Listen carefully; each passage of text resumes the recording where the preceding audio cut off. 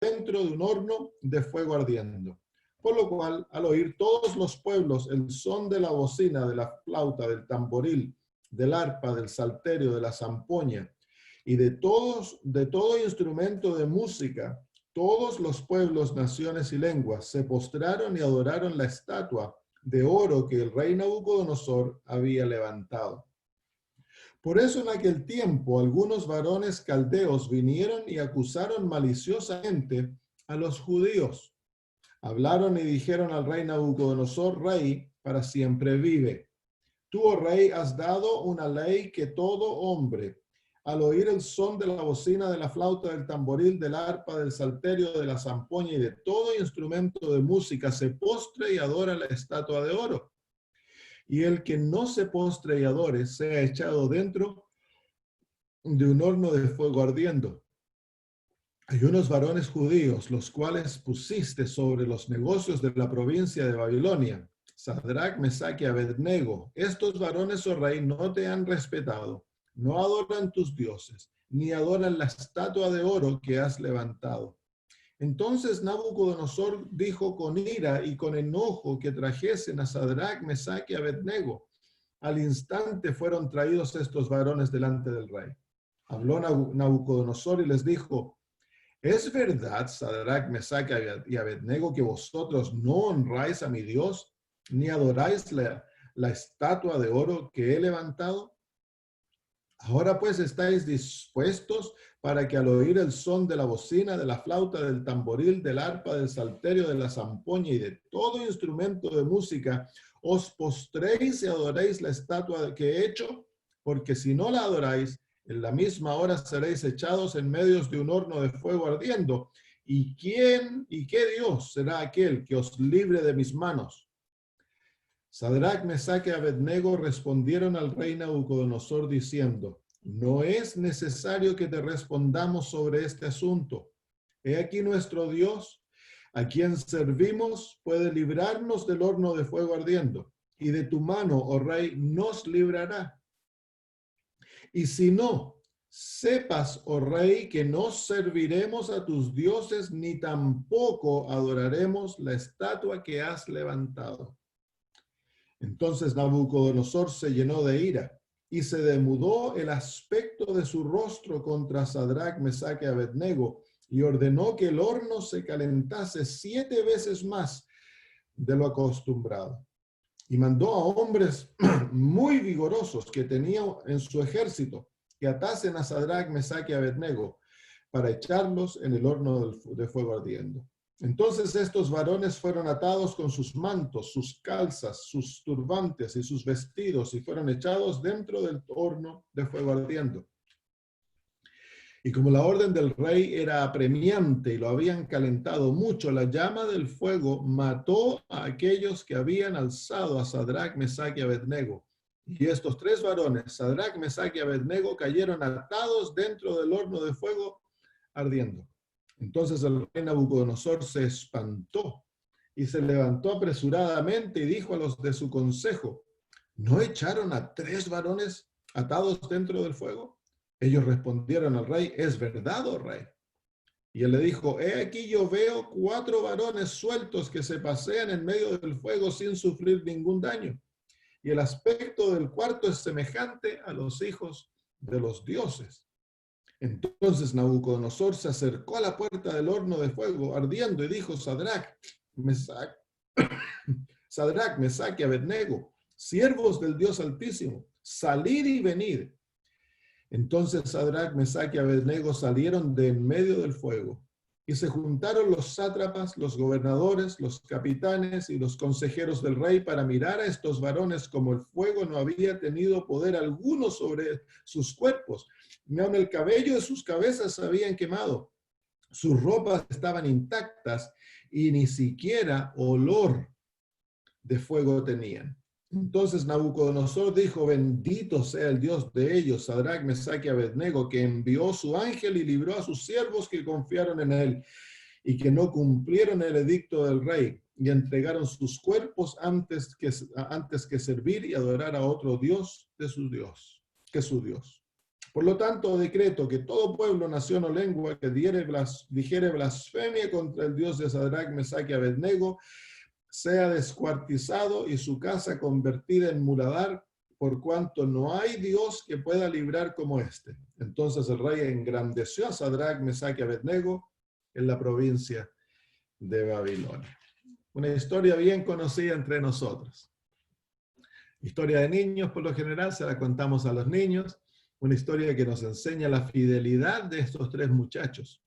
Pero esta historia va más allá de una simple historia, es una historia real. Esto ocurrió, no es una historia creada simplemente para enseñar unas lecciones morales. Son hechos reales que fueron escritos por Daniel, pero tienen un propósito profético. Y vamos a ver eso, vamos a estudiarla hoy desde el punto de la profecía. El capítulo 3 es lo que está detrás del capítulo 13 en el libro de Apocalipsis. Es el fundamento, es lo que es la base del capítulo 13 de Apocalipsis, desde los versículos 11 en adelante. Si vamos a Apocalipsis capítulo 13, versículos 11 en adelante, ustedes se van a dar cuenta que el lenguaje de Daniel, capítulo 11 al capítulo 3, está detrás de lo que Juan está escribiendo. Juan usa mucho las imágenes del Antiguo Testamento. Y la hermana de White dice de que el libro de Apocalipsis es una conclusión a todas las Sagradas Escrituras. Así que se encuentra en el libro de Apocalipsis lenguajes, frases, nociones que nos dan, que nos guían al Antiguo Testamento para que entendamos de dónde el apóstol Juan está extrayendo sus profecías o dónde las está fundamentando las historias del Antiguo Testamento para que nosotros vayamos allá, las estudiemos y así podamos comprenderlas. Versículo 11 del capítulo 13 de Apocalipsis dice, después vi otra bestia que subía de la tierra y tenía 2 cuernos, semejante a los de un cordero, pero hablaba como dragón. Y ejerce toda la autoridad de la primera bestia en presencia de ella y hace que la tierra y los moradores de ella adoren a la primera bestia cuya herida mortal fue sanada. Las 2 bestias de Apocalipsis capítulo 13. La primera bestia que sale del mar es el papado. La segunda bestia que sale de la tierra es los Estados Unidos de Norteamérica. En 2 fases. Ambas tienen 2 fases. El papado es la unión de 2 poderes, el poder político y el poder religioso. Y Estados Unidos es la desunión, mantiene separado estos 2 poderes, el poder político y el poder religioso, pero en el tiempo del fin, estos 2 poderes van a ser unidos. En el poder religioso del papado es el catolicismo, y el poder religioso de los Estados Unidos es el protestantismo. Entonces dice en el versículo 13, también hace grandes señales de tal manera que aún hace descender fuego del cielo a la tierra delante de los hombres. Y miren el resultado de este versículo 14. Y engaña a los moradores de la tierra con las señales que se les ha permitido hacer en presencia de la bestia, mandando a los moradores de la tierra que le hagan imagen a la bestia que tiene la herida de espada y vivió. ¿Se fijan aquí la imagen? Entonces aquí se encuentra, para entender lo que está ocurriendo aquí, nosotros debemos entender primero el capítulo 3 de Daniel, porque de ahí viene esta profecía. Y luego dice, y se le permitió infundir aliento a la imagen de la bestia para que la imagen hablase e hiciese matar a todo el que no la adorase. ¿Se fijan que el mismo tema en Daniel 3, también a los que no adoran a la imagen tienen pena de muerte? Y hacía que a todos, en Daniel 3 también, todos participan, todo el mundo, pequeños, grandes y ricos, pobres y libres y esclavos, se les pusiese una marca en la mano derecha o en la frente. Nosotros vamos a ver que detrás de la imagen de Daniel también se encuentra esta marca. Y que ninguno pudiese comprar ni vender, sino que el que tuviese la marca o el nombre de la bestia, o el número de su nombre. Y aquí hay sabiduría, el que tiene entendimiento cuenta el número de la bestia, pues es número de hombre y su número es 666. Así que aquí se encuentra también el concepto de Babilonia en Daniel capítulo 3 y en Apocalipsis 13, la unión de estos dos poderes, de estas dos bestias. También en la Biblia se la llama Babilonia. Apocalipsis capítulo 17, si ustedes vienen, se ve a la ramera sentada sobre la bestia. Y la bestia y la ramera en el capítulo 5, en el versículo 5 dice, y en su frente un nombre escrito, un misterio, Babilonia la grande, la madre de las rameras y de las abominaciones de la tierra. ¿Y quién es esta Babilonia? ¿Quién es esta prostituta que tiene hijas? Es la unión del catolicismo con el protestantismo y con el espiritismo. Esta es la Babilonia final. Babilonia, el rey del norte, es el poder religioso. ¿Se acuerdan que lo estudiamos? Esta es la Babilonia final y es la Babilonia que enfuerza la adoración de esta imagen.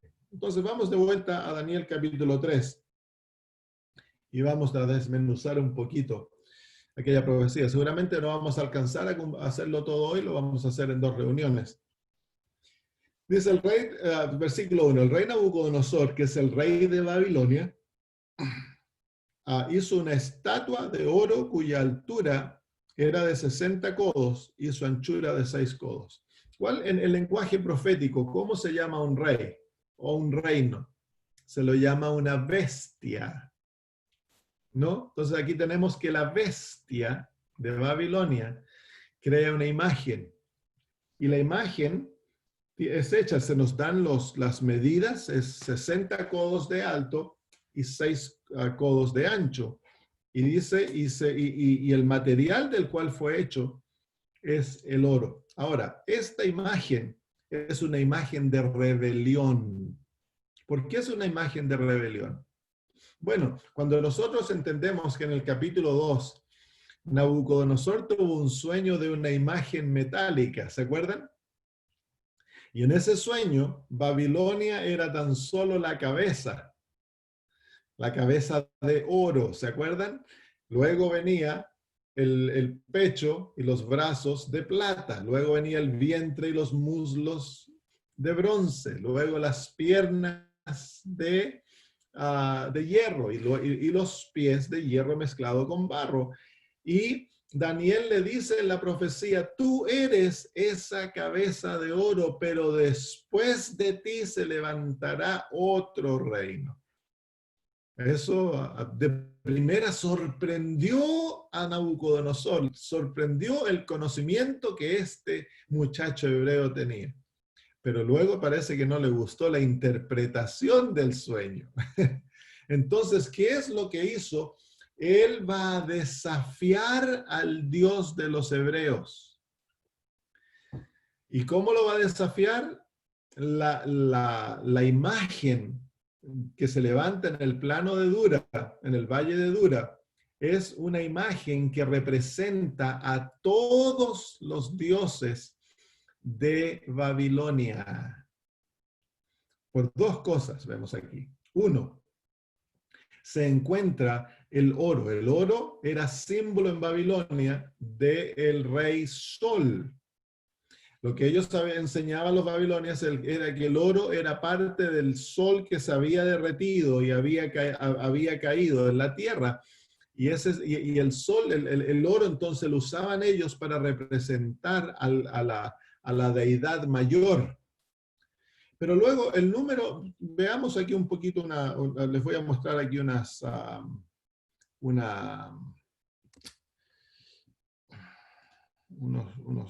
fotitos para que entiendan. ¿Ven eso? Si lo ven, muéstrenme, ¿sí? Ya. Entonces aquí tenemos que la estatua es hecha de oro, símbolo del sol. Pero las medidas, 6 de ancho por 60 de alto, 60 codos por 6 de ancho, si ustedes tienen las medidas en medidas modernas, entonces no se van a dar cuenta de esto. Pero en el lenguaje, en el hebreo o en el arameo, se dan las medidas en codos. Son 60 codos por 6 codos. Ahora, el 60 por 6, si lo multiplicamos, el sistema babilonio, nosotros tenemos el sistema decimal, está basado en el número de 10. Nosotros contamos de 1 a 10 y luego se va repitiendo. Su sistema estaba basado en el número 6. Sextimal me parece que se llama. Y si tú multiplicas 6 por 6, te da el número 360, que para ellos era un número sagrado y representaba a todos sus dioses. ¿Por qué? Porque para ellos el número 360 representaba todo el tiempo, porque el año tenía 360 días, y representaba todo el espacio, porque la circunferencia tiene 360 grados, y ellos al mirar el universo lo veían como un círculo. Entonces el círculo de 360 grados representaba todo el espacio, y el año representaba, es decir, también los días, 360 representa todo el espacio, todo el tiempo, todo el año estaba incluido en el número 360. Entonces lo que ellos hicieron, a cada día le asignaban un dios, cada 10 días tenían un dios mayor. Así que tenían 360 deidades y tenían 36 deidades mayores. Entonces, ¿qué es lo que está haciendo aquí Nabucodonosor? Es simplemente, él levanta una estatua, una imagen que es una imagen de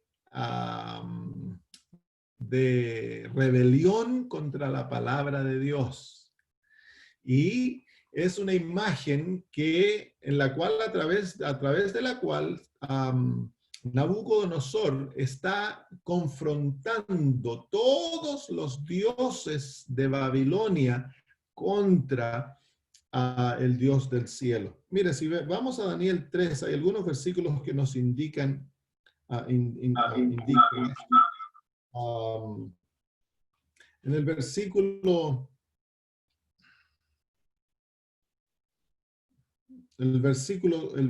12, dice, hay unos varones judíos los cuales pusiste sobre los negocios de la provincia de Babilonia. Sadrach, Mesach y Abednego, estos varones, oh rey, no te han representado, no te han respetado, no adoran tus dioses, ¿se fijan? Ni adoran la estatua de oro que has levantado. Así que el adorar la estatua está asociada con la adoración de todos los dioses de Babilonia. En el versículo 15 o versículo 14 dice, habló Nabucodonosor y les dijo, es verdad, Sadrach, Mesach y Abednego, que vosotros no adoráis a mi Dios, ni adoráis la estatua de oro que he levantado. Entonces era también el adorar al Dios mayor, al Dios Sol, el adorar esta estatua. Entonces, claramente se nos muestra que la estatua representa a todos los dioses y al Dios mayor de Babilonia. ¿Cómo es? Es por el oro, es el Dios mayor. Y las medidas representan todos los dioses. Recordémonos, hermanos, que en la antigüedad los números jugaban papel sagrado. Los números eran sagrados, lo que se llama la numerología. Y aún en el ocultismo, los números son sagrados. Y dentro de la Biblia hay números sagrados. ¿Cuáles son los números sagrados? El número 7 es un número sagrado. Representa el sábado, representa a Dios, es un número sagrado. Entonces ellos jugaban con los números para poner en código mensajes. Y aquí lo vemos claramente. Ahora, en nuestro tiempo, ¿cuál es la imagen que Babilonia va a levantar? Y la imagen que Babilonia levanta en nuestro tiempo es levantada por los Estados Unidos de Norteamérica.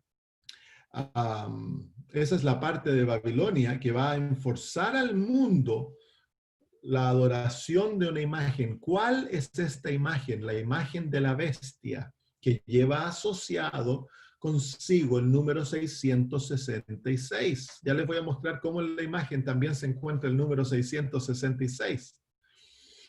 am, la imagen de la bestia es una copia del sistema papal en los Estados Unidos de Norteamérica. ¿Cuál es el sistema papal? El sistema papal es la unión de dos sistemas, la unión de dos poderes. El poder político con el poder religioso han sido unidos, pero en el sistema católico, en el sistema papal, la iglesia domina al Estado. Por eso en Apocalipsis 17 se ve a la mujer cabalgando en la bestia. La mujer es la iglesia, la bestia es el Estado. La iglesia controlando al Estado. Se han unido ambos y están en una relación ilícita, están en una relación de fornicación, dice la Biblia, porque la iglesia y el Estado no han de unirse. Entonces se une y la iglesia usa al Estado para enforzar sus leyes. Esto es la unión de la bestia. En Estados Unidos, esta es la imagen de la bestia. En los Estados Unidos, estos dos poderes han de ser separados por constitución. La iglesia no puede ejercer su influencia sobre el Estado y el Estado no ha de controlar a la iglesia. Son dos poderes separados por constitución. Pero la Biblia nos dice de que viene la hora cuando esto va a ser violado y en los Estados Unidos se unirá el poder religioso con la iglesia el poder religioso con el poder político, y las iglesias ejercerán su poder sobre el Estado para que se pasen leyes que representan sus creencias y de esa manera se violará la conciencia. Ahora, al entender esto, entonces al entender Daniel 3, nos damos cuenta aquí que va a haber, ¿cómo se llama? Lo que va a ocurrir. Daniel 3 nos presenta en una historia lo que va a ocurrir en profecía en el tiempo del fin. Y la imagen de la bestia en Apocalipsis 3 es una imagen de rebeldía contra Dios, porque va a enforzar mandamientos, va a enforzar una ley que va a violar la ley de Dios. Entonces es una imagen de rebeldía, es un sistema rebelde y va a forzar la conciencia de los seres humanos, forzándolos a adorar y a obedecer un sistema y una ley que está en contra, abierta, en violación de la ley de Dios. Así que eso es lo que está detrás. Ahora déjenme mostrarles cómo en esta historia se encuentra la marca 666, el número 666.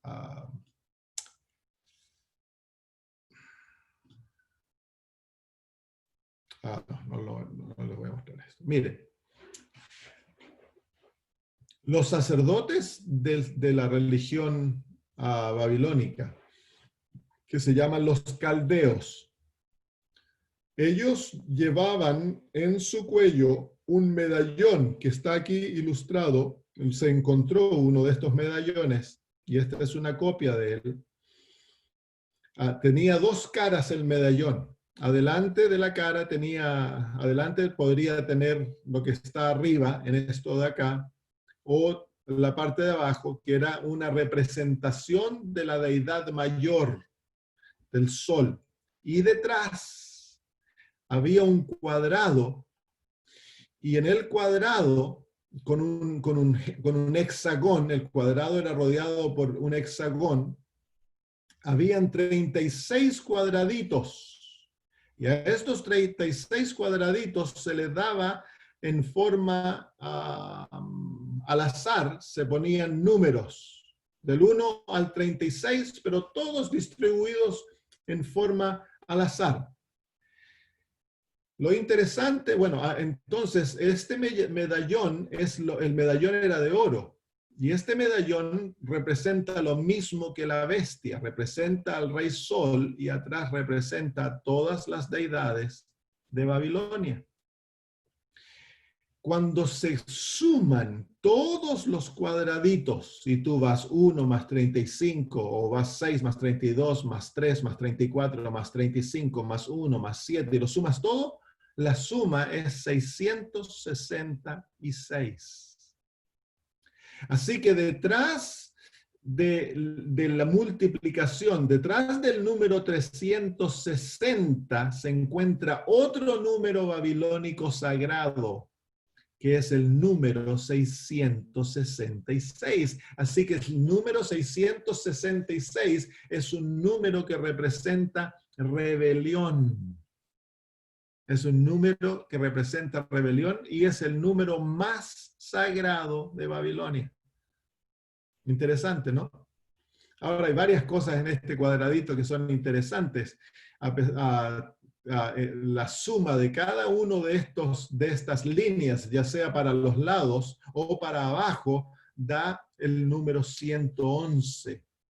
Y abajo da el número, cuando se suman todos, da el número 666 y se lo llama el cuadrado mágico del sol. Y se usa, aún este cuadrado se usa en religiones paganas y en el ocultismo. Así que el número 666 es un número de rebelión. Representa rebelión contra el Dios del cielo y representa la unión de todos los dioses de Babilonia. Es el número del carácter de Babilonia. Eso se los mostraba es algo como se llama interesante. Ahora, sigamos estudiando ¿Hay alguna pregunta en cuanto a eso, hermanos? ¿No? Muy bien. Si quieren hacer preguntas, está bien. Abran su micrófono, pongan la mano y hagamos preguntas y así interaccionamos. Ese es el versículo 1.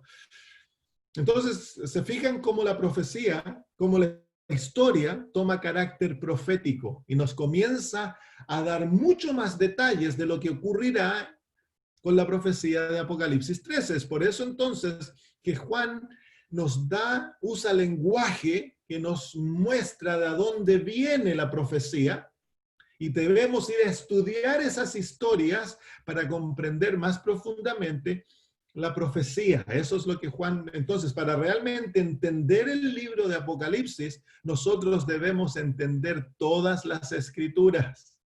Porque el libro de Apocalipsis es como que Juan tomó todos los libros de la Biblia y los ató en un gran nudo.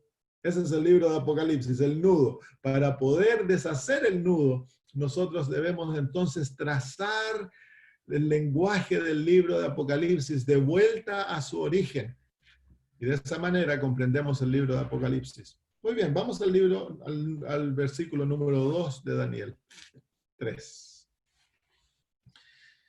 Y envió el rey Nabucodonosor a que se reuniesen los sátrapas, los magistrados y capitanes, oidores, tesoreros, consejeros, jueces y todos los gobernadores de las provincias para que viniesen a la dedicación de la estatua que el rey Nabucodonosor había hecho.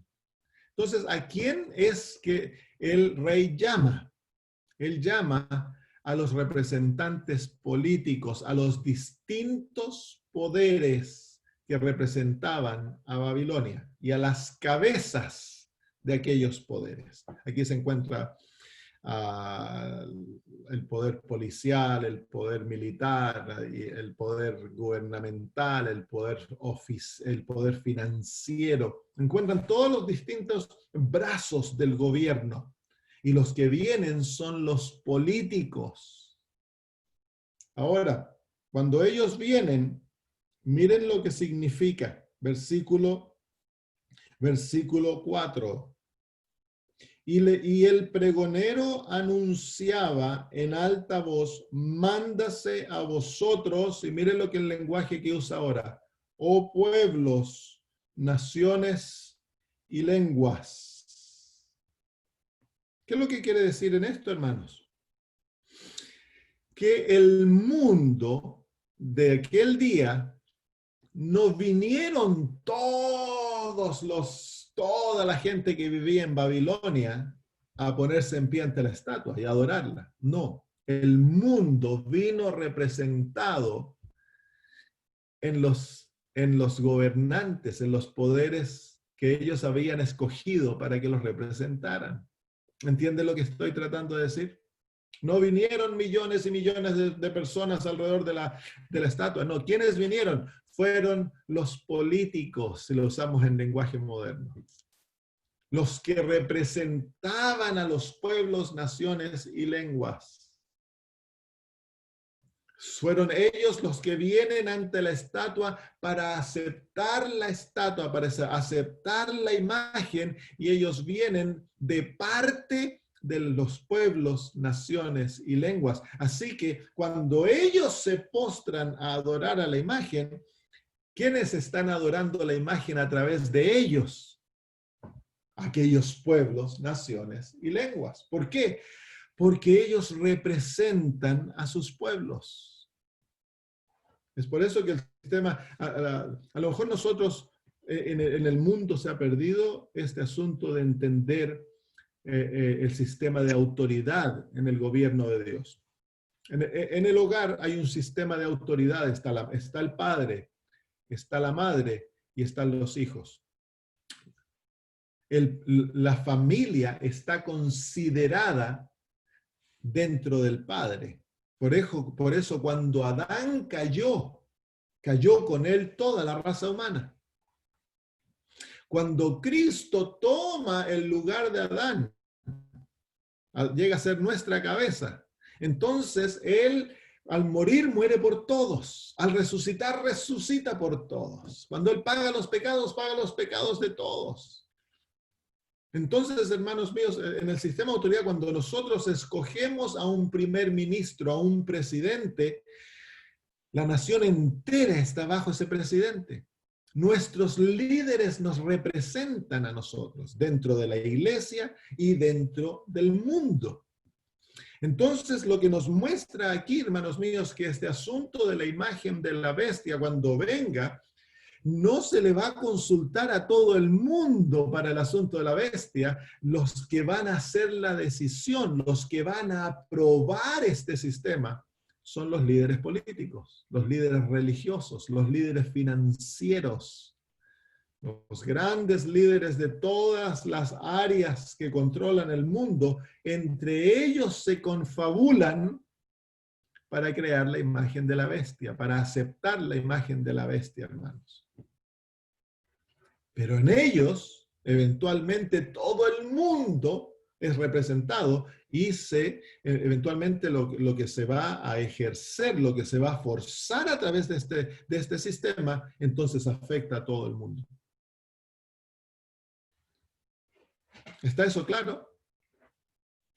Y eso nosotros ya lo hemos visto, hermanos.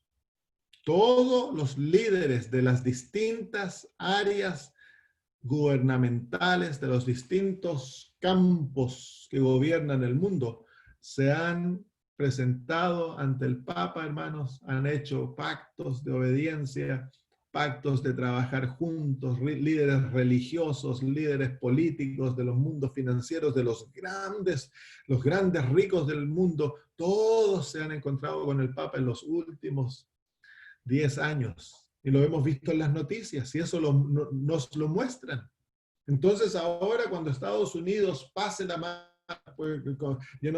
construya la marca de la bestia, que ya está formándose, hermanos míos. Trump ha permitido ¿cómo se llama? A la Casa Blanca, como nunca antes, se llene de representantes religiosos. Sus consejeros son todos, ya sea católicos, evangélicos, como nunca antes, y se han pasado ya leyes de carácter religioso. Las iglesias ejerciendo su poder sobre el Estado para que el Estado ejerza su poder para pasar leyes de carácter religioso. No lo vemos abiertamente todavía, esto va a ser mucho más abierto, pero ya vemos los indicios, el principio de esto ya se está viendo, hermanos. ¿Y qué va a ocurrir? Eventualmente va a llegar a ser nivel universal, donde se va a violar la conciencia de los seres humanos y se los va a forzar a obedecer las leyes humanas en contra de las leyes divinas. Ahora, miren lo que se usa para que la gente adore. En el versículo 4, dice, y el pregonero anunciaba en alta voz, mándase a vosotros, oh pueblos, naciones y lenguas, que al oír el son de la bocina, de la flauta, del tamboril, del arpa, del salterio, de la zampoña y de todo instrumento de música, os postréis y adoréis la estatua de oro que el rey Nabucodonosor ha levantado. ¿Qué es lo que prepara y anuncia que ha llegado el tiempo de adorar? Hay un concierto de música. En Apocalipsis capítulo 13 se nos dice que van a haber milagros. Aquí no se usan milagros, pero aquí Daniel 3 nos muestra otro aspecto de cómo Babilonia va a preparar al mundo para la adoración de la imagen. ¿Qué es lo que se usa? Lo que nosotros hoy llamamos los medios de comunicación. Se da noticias, hay un pregonero, esos son noticias, hermanos. Y a través de las noticias se le anuncia al pueblo, se le muestra al pueblo que deben escuchar una música. Y al escuchar la música se han de postrar. Entonces los medios de comunicación se usan para preparar la mente de la gente que se postren ante la imagen sin causar problema. Y nosotros lo hemos visto eso hoy en día, hermanos. Díganme ustedes, ¿cuál es el medio de comunicación que se usó para causar temor en el corazón de la gente en forma mundial en cuanto a la pandemia que estamos viviendo? Fueron las noticias, los medios de noticias. ¿Sí o no? Se controló la mente humana a través de los medios de noticias. Las noticias en todos lados diciendo exactamente lo mismo. No había ningún enfermo cuando las noticias comenzaron a decir que era pandemia. Y en el mundo no habían casi enfermos. Había comenzado en la China y ya estaban hablando de pandemia y comenzaron a crear un estado de caos. La gente en Australia salió corriendo a comprar, se acabó el papel higiénico. Hubo un estado de caos. Y ahora en Sydney tenemos en este momento, me parece, 12 casos por día, 12, 17 casos por día. No ha muerto nadie en Sydney todavía desde la segunda ola. Pero aquí la gente está atemorizadísima. Los hermanos no quieren ir a la iglesia. ¿Por qué? Porque tienen temor de contagiarse. Y hay 17 casos por día. ¿Pero por qué? Porque están escuchando las noticias y las noticias les están diciendo que es terrible lo que está ocurriendo. En Australia se controló la pandemia, la que se llama pandemia, a fines de mayo. Dejaron de haber casos y no llegaron a haber ningún caso. Las noticias comenzaron a decir que iba a haber una segunda ola en julio. ¿Y saben lo que ocurrió? Hubo una segunda ola en julio. ¿Por qué? Porque están controlando la mente humana. Pero hay más, hermanos. Aquí se nos muestra la música. Y ahora nosotros vamos a ver 30, 40 años o más cómo se ha usado la música para controlar a las masas. La música mundana. Comenzamos después de la Segunda Guerra Mundial, se introduce la música rock, luego se van desarrollando nuevos tipos de música y vemos que al avanzar la música, el mundo se va volviendo en contra de Dios. Y ustedes ven, una de las razones mayores por la cual nosotros perdemos nuestros jóvenes dentro de la iglesia es cuando se ponen los audífonos en los oídos y comienzan a escuchar música. La música crea rebelión en el corazón del ser humano en contra de Dios. Destruye las barreras morales. Tiene un poder maravilloso la música, hermanos, ya sea para enseñar lo bueno o enseñar lo malo. Pero luego vienen los medios de comunicación tenemos los deportes, tenemos las películas. ¿Saben ustedes, hermanos míos, que hoy en día hay adventistas que creen que en los fantasmas y creen en las, ¿cómo se llama? En estas cosas que como adventistas por tantos años nunca hemos creído? ¿Y por qué es que lo creen? Es porque están mirando películas. Ellos no están aprendiendo a través de las Sagradas Escrituras. Ellos van a la iglesia el sábado en la mañana y el sábado en la noche se sientan a mirar una película por 1 hora y media, 2 horas. Y las películas hoy día están llenas de violencia, están llenas de inmoralidad, están llenas de, ¿cómo se llama?, de brujería. Y eso es lo que los jóvenes y los niños están absorbiendo. Eso, y no hay esperanza que un sermón de un pastor va a competir con una película, hermanos. Entonces se están destruyendo se ha destruido ya, hermanos míos, las barreras espirituales, las barreras morales, las barreras de la familia. Se han destruido. ¿Qué se está usando, por ejemplo, para distribuir en el mundo el asunto del homosexualismo? Las películas, ¿cómo se llama? Las novelas, la música. Entonces aquí claramente se nos muestra en Daniel 3 que Babilonia usa los medios de comunicación para controlar las masas. Y las masas, al escuchar la música, se postran como siervos. Nadie alega, excepto por 3 jóvenes que son símbolos del remanente, hermanos. Hay un pregonero que pregona unas noticias. El pueblo de Dios tiene noticias que pregonar también, que nos preparan para este tiempo. ¿Hay alguna pregunta en cuanto a eso? Ojalá que los adventistas del séptimo día aprendiéramos a apagar la televisión y los medios sociales, hermanos. A gastar lo mínimo de tiempo. Las noticias que tú ves, hermanos, están todo manipulado. No son verdad. La gran mayoría de ellas no tienen nada de verdad. Manipulan la verdad. No sé si tú viste lo que pasó, por ejemplo, en Estados Unidos con Jorge Floyd. George Floyd, me parece George.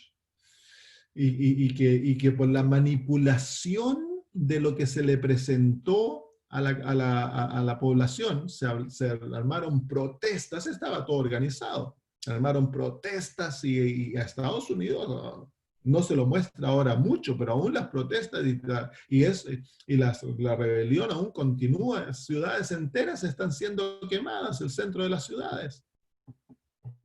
¿Saben ustedes que Estados Unidos está a punto de caer nuevamente en una revolución, en un estado de guerra civil?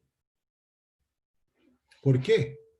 Por la manipulación que se usan de las noticias, los medios de comunicación.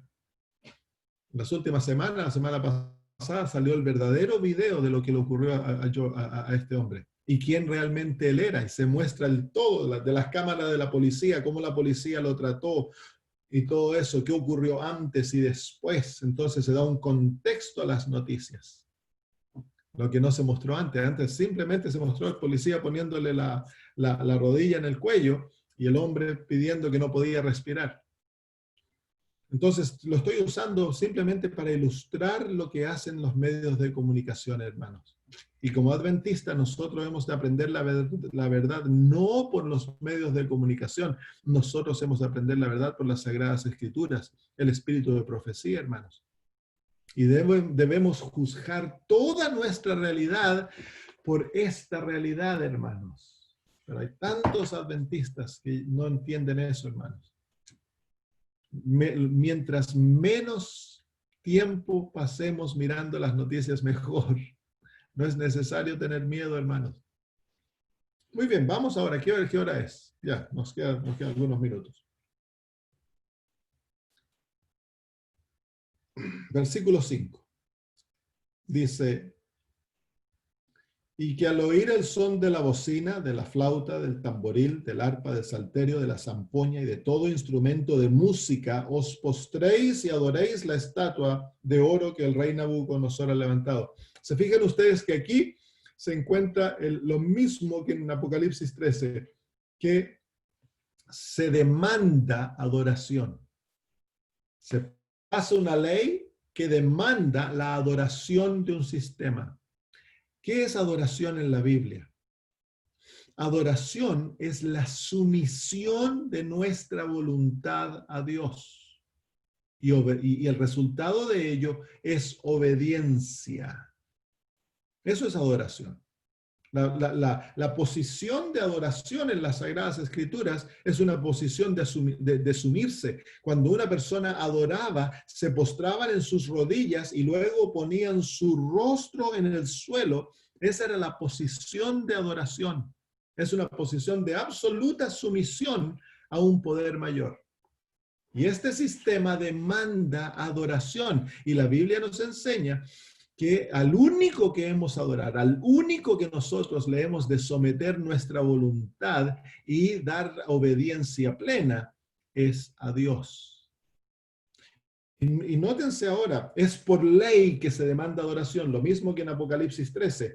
Y miren ahora, dice, versículo 6, dice, y cualquiera que no se postre y adore, inmediatamente será echado dentro de un horno de fuego ardiendo.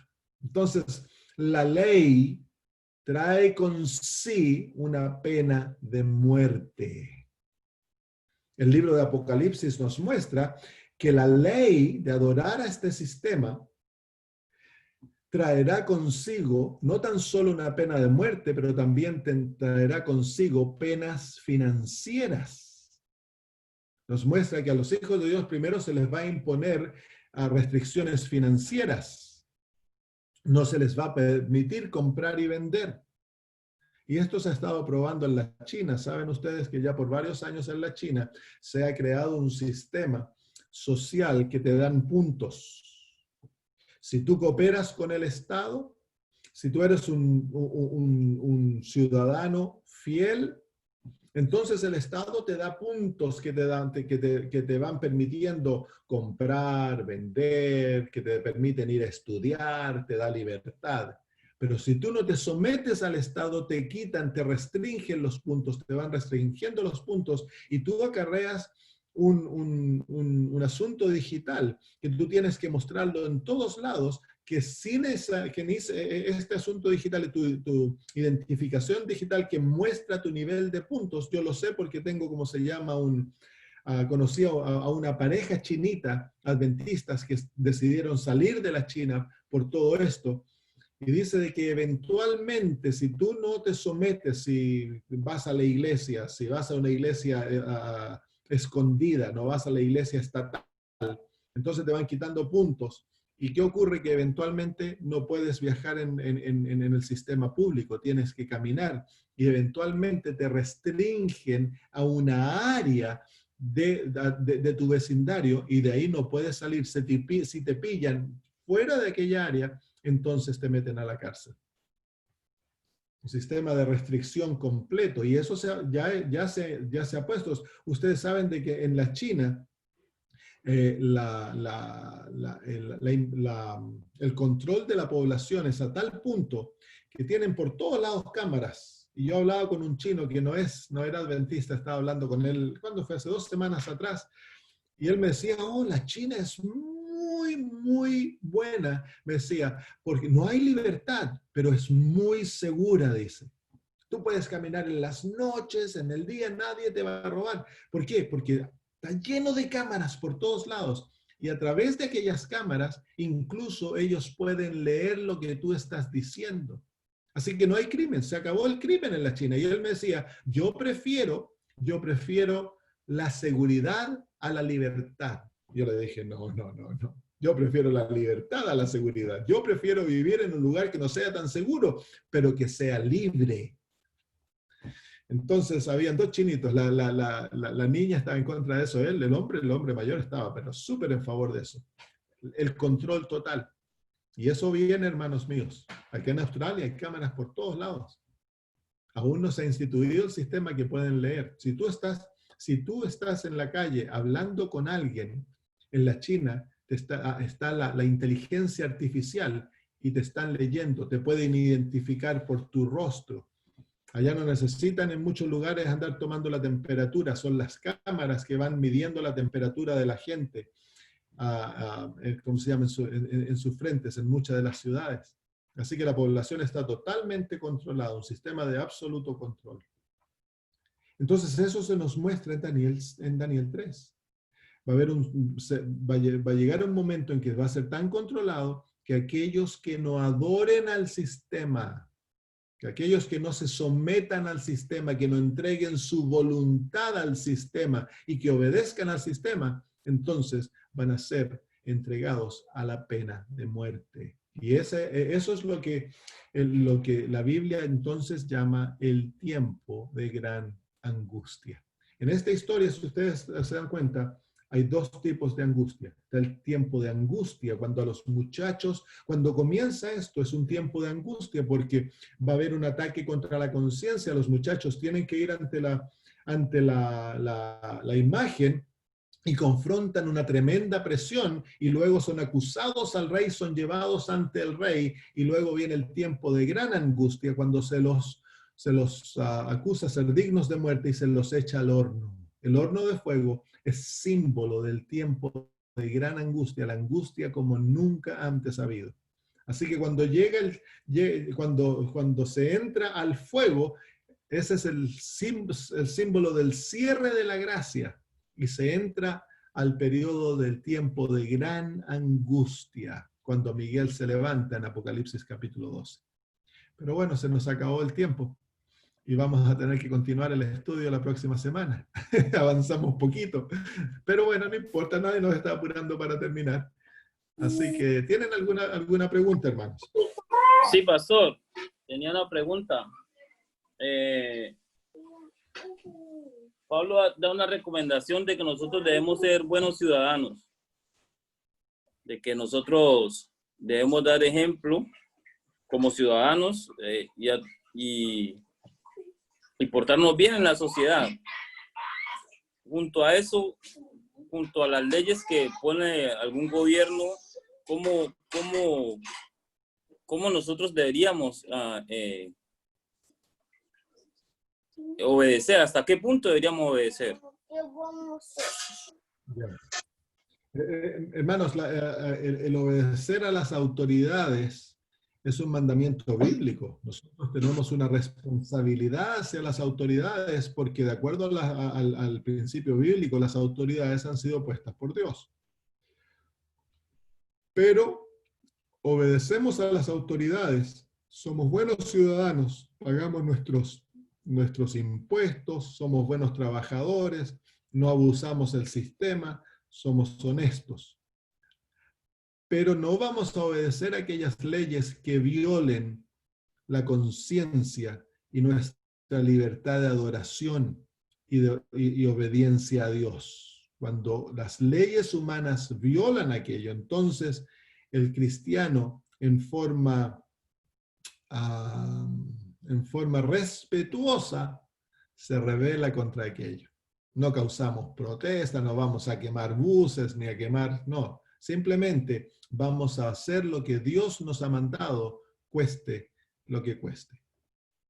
Y va a llegar un momento, hermanos, que mundialmente nosotros vamos a ser forzados a tomar una decisión, ya sea en favor o en contra de los mandamientos de Dios.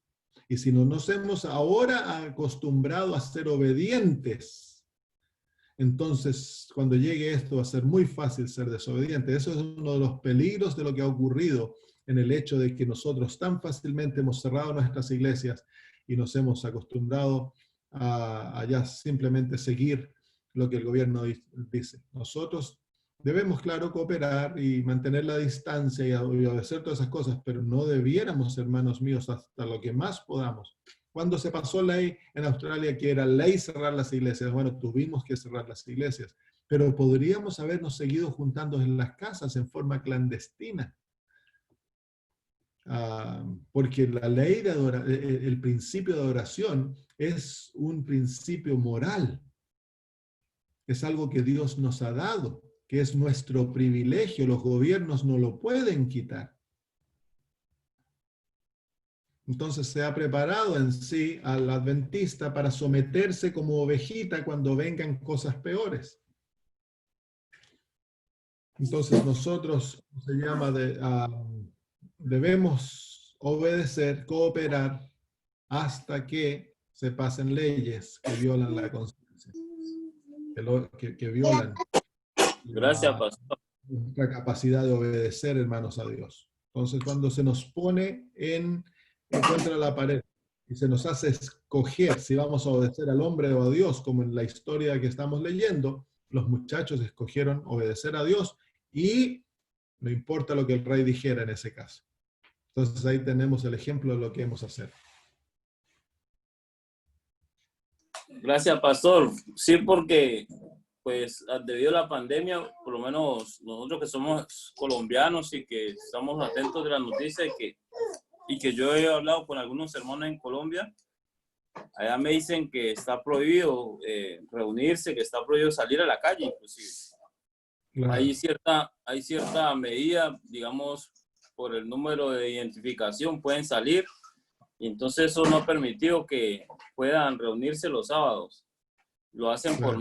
por medio de Zoom o algo, pero no pueden reunirse a adorar al Señor. Entonces, esa era mi pregunta, porque ¿hasta qué medida nosotros podemos tolerar? Digamos, ¿hasta qué medida podemos llegar a ser buenos ciudadanos, como se dice?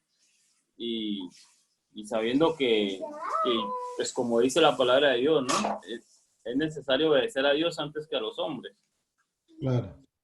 Y yo creo que también es también un paso de fe y también creo que es poco a poco. Yo creo que el enemigo va a estar moviendo su red para llegar a una situación difícil en contra de la iglesia, en contra de los hijos de Dios. Claro. Es como se llama. Sí, mire, todo lo que está ocurriendo es en preparación para lo que viene, lo más grande. Así que tenemos que aprender a ser fieles ahora, hermanos, en todo, desde lo pequeño. Se fija lo que aprendimos en el capítulo 1, estos muchachos fueron fieles en la dieta primero, fueron fieles en lo pequeñito, fueron fieles en la oración, en el culto, fueron fieles como siervos de Nabucodonosor, los sirvieron fielmente. Estos muchachos eran fieles, conocían a Dios, caminaban con Dios. Entonces, cuando vino la crisis, para ellos no era nada raro ser fieles, para ellos era normal ser fieles. No se asustaron con la crisis. ¿Por qué? Porque para ellos ya su mente estaba hecha. Cuando los llevan ante Nabucodonosor, le dicen al rey: oh rey, no necesitamos responderte en cuanto a este asunto, le dicen. Y eso, su decisión ya había estado hecha. Muchos años, cuando ellos decidieron morir por lo que comían, ya ellos estaban dispuestos a morir por lo que fuera. He ahí entonces lo que como adventistas, nosotros como adventistas, tristemente no somos un pueblo fiel. Entonces, cuando venga la crisis, es fácil ser adventistas, hermanos míos, cuando no hay crisis. Pero cuando venga la crisis, que todo el mundo se va a levantar en contra de nosotros, hermanos, y vamos a ser amenazados de perderlo todo, incluso de perder nuestra vida eventualmente. Entonces, ahí vamos a ver que no hemos desarrollado el hábito de fidelidad, de ser fieles, porque somos fieles, no importa lo que pase. Uno lee las historias de la iglesia adventista en Rumania, por ejemplo, cuando por ley los hijos debían ir el sábado a la iglesia, a la escuela. Y los adventistas, muchos de ellos, hijos de pastores, iban a la escuela y todo eso, ponían excusas. Pero habían otros hermanos que eran fieles y les costó. Muchos terminaron en la cárcel, muchos fueron enviados a Siberia, muchos sufrieron, perdieron a sus hijos, pero eran fieles. Entonces nosotros debemos aprender a ser fieles. Si ahora que no hay presión, trabajas los días sábados. Si ahora que no hay presión, no pagas los diezmos. Si ahora que eres infiel, andas mirando pornografía, andas mirando películas, andas escuchando música mundana, te vistes y comes como el mundo, no pienses que cuando todo el mundo se encuentra en contra de ti, vas a ser fiel. No. Es por eso que el Señor nos enseña a ser fieles en las cosas pequeñas. Lo que comemos, la manera que nos vestimos, en pagar el diezmo. Son cosas pequeñas y es fácil, pero desarrollan un hábito, hermanos, de fidelidad. Y el que aprende a ser fiel en cualquier aspecto, entonces es muy difícil. Una vez que tu carácter se ha formado en un aspecto de fidelidad, es muy difícil entonces que te hagan ser infiel. La fidelidad se desarrolla, hermano, en el medio de las experiencias de la vida. Gracias, pastor. Muy buen punto de vista.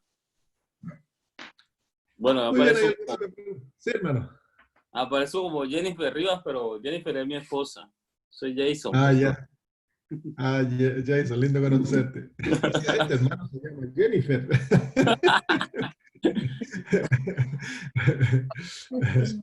Gracias. Lindo conocerte, Jason. Nuestra hermana que comanda ahí el Zoom. Ya. Sí. Bueno, sí es realmente, gracias, pastor, por la explicación realmente clara que usted da con todos estos paralelos que nos está poniendo, y yo creo que es bueno resaltar, como usted lo ha hecho, el hecho de que estos jóvenes, desde que inicia el libro, está en juego no sus cosas materiales, no otros aspectos de la vida que tanto valoramos, sino la vida propia de ellos, a costa de la fidelidad que le tienen a Dios. Entonces, como desde lo más pequeño, que es la alimentación, podríamos decir, aunque realmente para algunos podrá ser una parte bastante fuerte de dominar, pero como estos muchachos, están decididos a probar su fe y están dispuestos a serle fiel a Dios, aún en esto tan pequeño como muchas veces se nombra. Pero aquí, en lo de la imagen, en el capítulo 3, están en otro tipo de prueba, que también lo que está en juego por su fidelidad a Dios es su vida misma. Entonces yo veo que estos hombres, estos muchachos, estos jóvenes no temen exponer su vida por causa de Cristo, por causa de Dios. La exponen, no importa. No se preguntan, ¿qué debo de consultar? No, voy a hablar con mi pastor. No, ellos tienen claro realmente el tema, en quién han creído, a quién les son fiel y de quién recogen las promesas. Entonces, yo creo que esto deberíamos de tomarlo para nosotros ahora en este tiempo, por lo que estamos pasando, como usted dice, en un tiempo en el que quizás no estamos ni tan siquiera en el tiempo de angustia, ya no se diga en el momento más angustioso que ellos entraron, ya la etapa de entrar ya al horno. Yo creo que no estamos quizás ni en la primera fase, estamos siendo, no estamos ni en la primera fase. Entonces, quién sabe si no estamos en la primera fase y no hemos aprendido a ser fiel, quién sabe qué haremos en la otra, porque por lo de la pandemia, digo yo, bien fácilmente hemos cedido, y por eso yo inicié preguntándole a usted al principio muchas interrogaciones que me hago y que se hacen muchos sobre esto que está pasando. Es decir, cunde el terror, cunde el miedo como en Egipto, y la gente tiembla por los medios, por todo lo que se ha hecho. De alguna manera, quien está ganando el partido de esta situación no son, en teoría, los jóvenes, sino Nabucodonosor. O no es Dios, sino Nabucodonosor. Entonces, yo creo que es bueno. Yo creo que Dios nos ha llevado a estudiar estas experiencias, y gracias, pastor, porque las está impregnando de realidad, y eso es bueno, realmente. Amén. Bueno, hermanos, ustedes tienen que ir a dormir porque mañana tienen que ir a trabajar. Sí, definitivamente. Bueno, pastor, terminamos agradecidos, creo todos, agradecidos realmente por ese tiempo, disposición que usted muy tempranito en la mañana hace con nosotros. Gracias, pastor. Para mí es un Nosotros gozo estamos poder juntarme con ustedes, hermanos. muy agradecidos y realmente fascinados con cómo va el estudio, y no importa, como dice usted, pues si dentro de su agenda le da el espacio, no importa que vayamos paso a paso, pero que entendamos todos los detalles. Amén. Muy Eh, bien. Muy bien. Aló, pastor. Sí. Pastor, buenas noches, hermanos de la Iglesia Hispana. Oh, hermano, Pues, sí, soy yo, pastor. Soy el esposo de la señora Carolina que le dijo a usted, le pidió la clave para entrar. Ah, ya. Sí, soy el que dormía con usted, ¿se acuerda? Oyéndole sus sermones cuando vino a visitarnos a la Iglesia Orión. Ah, ya. Voy a ver si me puedo poner la cámara. Pastor, realmente muy bueno, buenísimo el estudio, realmente es una pena. Yo estoy muy agradecido con los hermanos también. Un saludo a todos ustedes. Yo me he quedado impresionado Saludos. con su mensaje realmente. Y una pregunta quería hacerle, pastor. Si bien es cierto que nosotros tenemos, el trabajo nuestro es de divulgar la palabra, yo no sé, yo le hablaba a Oscar, tengo una duda, nosotros estamos ansiosos tal vez por volver a la iglesia y reunirnos nuevamente. Pero, o sea, yo lo veo en el sentido, reunirnos nuevamente, pero ¿para qué? ¿Para seguir haciendo lo que veníamos haciendo? O sea, ¿cómo podemos dar ese salto de ya no comernos, irnos a la iglesia a seguir comiendo como lo hemos hecho hasta ahora, sino ya la comida que tenemos, distribuirla al resto? Porque o sea, a veces nosotros nos preocupamos en regresar a la iglesia para seguir reuniendo y seguir alimentándonos nosotros. Pero el salto, o sea, el método, el mecanismo es que tal vez es ese, que tenemos que salir afuera. O sea, Es ambos. yo ahí no entiendo, o sea... Gracias, hermano, por la pregunta. Sí, la pregunta, lo que usted está exponiendo es algo bueno, pero es ambos. No dejamos de alimentarnos, ni debemos dejar de compartir lo que tenemos, porque la ley del cielo es dad y se os dará. Entonces, si nosotros queremos recibir para crecer, debemos primero dar. Si la iglesia si la iglesia debe tener vida, la iglesia debe ser misionera, porque si no la iglesia se muere, hermanos. Si ustedes lo único que hacen es ir a la iglesia, estudiar la escuela sabática, leer la Biblia y orar, se van a morir espiritualmente. Antes de que Dios les pueda dar a ustedes, ustedes deben primero dar lo que ya tienen. Así que el propósito de volver a la iglesia son dos cosas. Uno, y más importante, es el compartir lo que tenemos. Y segundo, el ser alimentados y tener el apoyo, la compañía de los hermanos, el amor que necesitamos estar juntos, porque eso es ley divina. No debemos dejar de congregarnos, dice la palabra de Dios. Pero no debemos dejar de compartir tampoco. Entonces, yo les pondría un desafío, que comiencen a planear un programa evangelístico, ya sea por Zoom, como sea, y ustedes comiencen a visitar a sus amigos hispanos, a compartir, a hablarle de las profecías, a hablarle de lo que está ocurriendo, porque ahora lo que está ocurriendo alrededor del mundo ha abierto el corazón del ser humano, porque el ser humano está asustado. Entonces ahora personas que antes a lo mejor no estaban dispuestos a escuchar, ahora puede que estén dispuestos a escuchar, porque ahora están con miedo, hermanos.